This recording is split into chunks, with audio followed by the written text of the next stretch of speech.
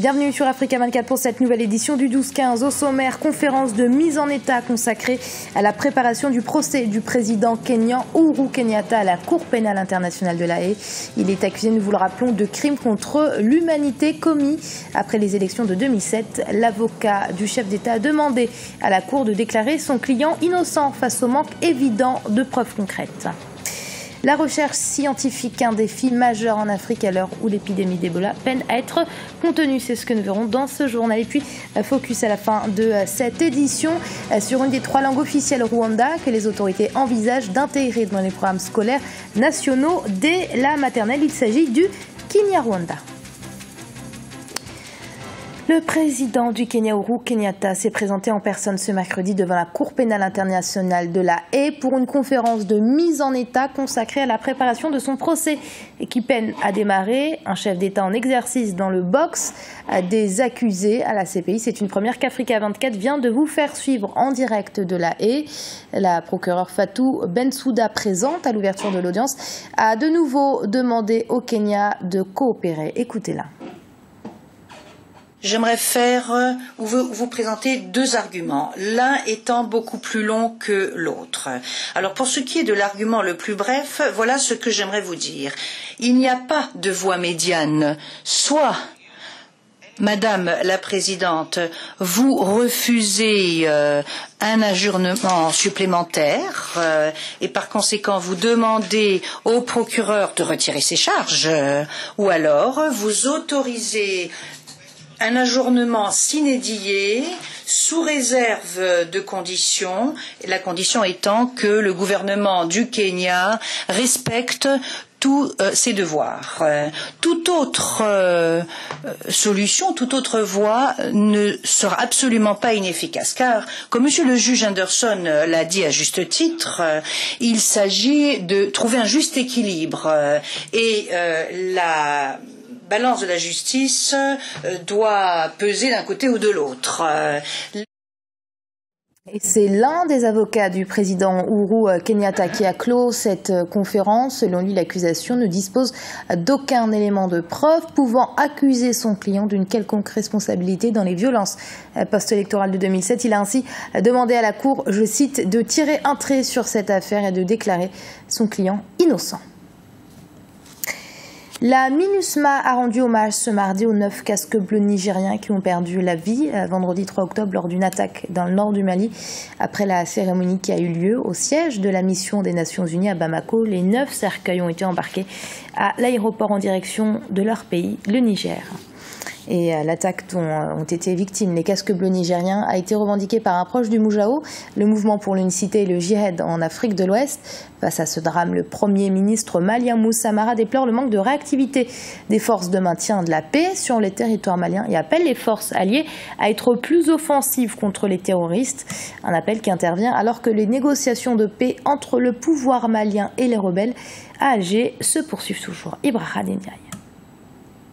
Des mesures vigoureuses pour que le désarmement des rebelles du Nord Mali soit une réalité. C'est le vœu du Premier ministre malien Moussa Mara. Il demande une plus grande mobilisation afin de désarmer les hommes en armes qui ne sont pas des forces armées régulières maliennes.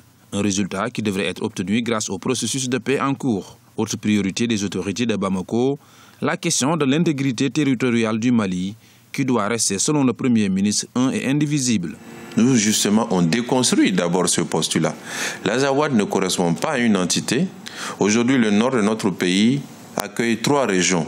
3 régions dont les composantes ethniques, les composantes religieuses, la population sont hétérogènes et ne se reconnaissent pas en une entité unique. L'essentiel pour le Premier ministre du Mali, Moussa Mara, c'est de définir les moyens et pouvoirs à donner au territoire afin de favoriser le développement local. Une réforme territoriale et administrative qui n'est pas une option, mais un impératif. C'est pourquoi nous avons souhaité, plutôt que de dire parlons du nord de notre pays comme d'une entité, regardons dans le fond qu'est-ce que nous pouvons faire de manière concrète pour que les régions de notre pays, principalement les régions du nord, puissent avoir une gouvernance, des mesures institutionnelles qui puissent permettre aux communautés qui y vivent de pouvoir se prendre en charge et de pouvoir engager à travers leurs représentants légitimes les voies du développement, les voies de la prise en compte de leur particularisme et qu'ils puissent simplement vivre sur ces territoires-là comme ils ont vécu depuis des siècles et des siècles, dans la paix, dans l'entente, dans l'unité, à l'intérieur d'un Mali un et indivisible. Pour nous, c'est le plus important. Donc le fond est le plus important que la forme. Statut, fédération, autonomie ou autre, laissons les mots de côté.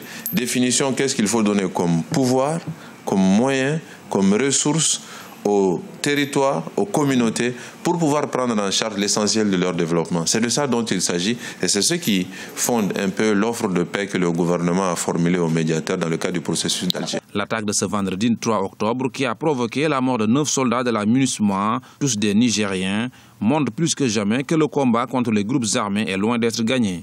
Un objectif que Bamako n'a pas perdu de vue. Outre le dialogue politique, les autorités ont lancé un appel aux forces alliées afin d'accentuer leur offensive contre les islamistes pour une sécurisation de la région. Au Gabon, le 5e gouvernement en 5 ans de l'ère Ali Bongo a été rendu public récemment à Libreville, un gouvernement de 35 membres, marqué par 4 sorties et s'y arriver, mais surtout une confiance renouvelée à plus d'une vingtaine de personnalités. À noter qu'aucun membre de l'opposition n'a fait son entrée dans ce nouveau cabinet. Reportage de notre correspondant au Gabon, Douglas Toutoum. Attendu depuis la démission du ministre de l'Éducation nationale, le professeur Léon Zouba, le 5e gouvernement en 5 ans du président Ali Bongo Ondimba a été mis en place durant le week-end sous la direction du Premier ministre Daniel Onaondo. Composé de 35 membres contre 32 dans le précédent gouvernement, cette formation enregistre 4 ministres sortants, Brigitte Anguilemba de la Prévoyance sociale, Fidèle Mengemengwang de la Santé, Serge Maurice Mabiala de la Fonction publique et Raphaël Ngazouzé délégué au transport, jugés peu efficaces. 6 ministres issus du PDG font leur entrée. Il y a une sorte de lenteur dans la réalisation des projets. Et je pense que ce nouveau gouvernement, comme l'avait dit le président de la République, n'a pas d'état de grâce. Le gouvernement n'a jamais bien travaillé. La machine étatique est normalement freinée. Changer le gouvernement, c'est aussi le partage. Ça fait bien, ça fait plaisir, parce que nous étions habitués à un système où il y avait les mêmes. Outre l'absence des représentants de l'opposition après la signature du pacte social il y a quelques mois, ce gouvernement brille par la carence d'autres formations politiques de la majorité, à l'exception du CLR. Cependant, la nouvelle équipe de Daniel Onaondo enregistre l'arrivée d'une femme à la tête du ministère de l'Éducation nationale, un poste occupé depuis plusieurs décennies par des hommes. Madame la ministre entend prendre le taureau par les cornes afin que ce département retrouve ses lettres de noblesse. Un département brûlant, mais c'est nous qui avons fabriqué ce mammouth, qui avons fabriqué ce monstre tentaculaire. De même que nous l'avons fabriqué, nous devons le domestiquer. Les 6 nouveaux ministres du gouvernement Daniel Onaondo II sont pour la plupart des technocrates qui ont fait leurs preuves. Ces nouveaux arrivants dans les hautes sphères de l'État gabonais sont conscients de la responsabilité qui est désormais la leur. Malgré le 1% de leur PIB national que les chefs d'État se sont engagés à accorder à la recherche, le continent reste toujours en marge des innovations scientifiques dans le domaine de la santé. Les efforts fournis pour améliorer ce secteur sont incontestables, mais le manque de moyens face à l'épidémie d'Ebola soulève de nombreuses questions. Reportage de notre correspondante Ilette Mirabel-Bissu. Moteur de la croissance économique et sociale d'une part, baromètre du niveau de développement d'un pays, la recherche scientifique traîne encore à être effective sur le continent. Si en Europe, le pourcentage du PIB des États dédiés à la recherche scientifique s'élève à 3% par pays, en Afrique, moins de 0,5% du PIB est alloué à la recherche. Un chiffre qui traduit le retard considérable dans le domaine de la recherche scientifique en général et dans le développement des industries pharmaceutiques en particulier. Face à la gestion des pandémies sur le continent, les autorités estiment que malgré les manquements, des efforts sont faits pour améliorer la santé des populations. En matière de santé publique, on établit toujours des priorités. Qu'est-ce qui constitue aujourd'hui les priorités sur le continent avant que cette épidémie ne surgisse? C'est le paludisme, c'est le VIH-Sida, c'est la tuberculose. Et là, nous avons beaucoup de laboratoires qui s'investissent sur ces maladies qui sont des maladies endémiques. Quant à Ebola, je confirme que les premiers cas sont apparus en Afrique centrale. Et en Afrique centrale, il y a des laboratoires qui travaillent sur ce virus. Malgré les efforts des États pour activer la recherche dans le domaine scientifique et encourager la promotion de la santé pour tous, les moyens financiers et le manque d'infrastructures restent un frein au progrès des recherches en Afrique. Malgré les efforts que notre État fournit, les moyens financiers et matériels qui sont mis à disposition sont toujours loin des besoins. Et je crois que de ce côté-là, ce qu'il faut souhaiter, c'est que l'État inscrive au rang de ses priorités la recherche. En 2010, les pays africains consacraient en moyenne entre 0,2 et 0,3% de leur richesse nationale à la recherche scientifique. Pour soutenir les efforts dans la recherche, les chefs d'État de l'Union africaine se sont engagés à augmenter ce pourcentage à 1%. Malgré cette volonté politique, les efforts restent insuffisants pour améliorer le plateau technique et renforcer la formation des chercheurs dans le domaine de la santé publique. Le Rwanda expérimente depuis 2009 le Kinyarwanda comme langue d'enseignement à la maternelle et dans certaines classes du primaire. Objectif, mettre sur le même pied d'égalité les 3 langues officielles du pays, à savoir le Kinyarwanda, le français et l'anglais. Environ 4 milliards de francs rwandais ont été investis dans les matériels didactiques en 2012 pour valoriser cette langue dans le système éducatif du pays. Reportage de notre correspondant au Rwanda, Olive Adjakotan.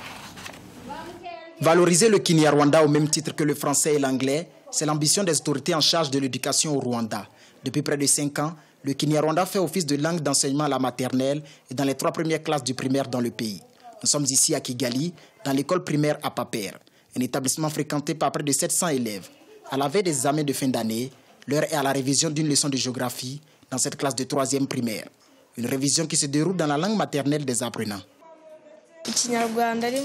Je suis très content d'étudier le Kinyarwanda car c'est ma langue maternelle. Je comprends aisément les explications des cours. J'ai retenu que le lac Kivu dispose de plusieurs richesses, dont le sel et le gaz méthane.